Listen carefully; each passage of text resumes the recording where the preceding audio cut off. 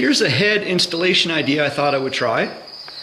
So over there are two long head bolts where normally short head bolts would go, and I'm using them as guides for lowering the head down.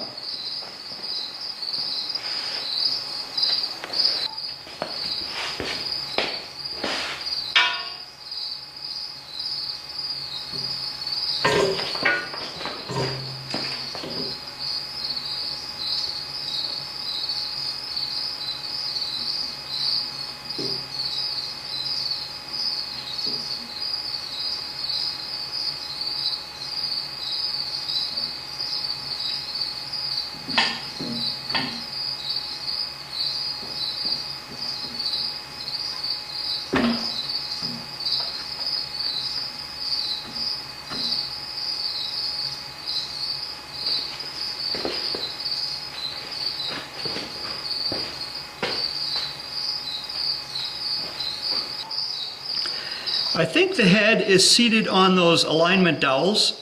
There's a little gap, it looks like.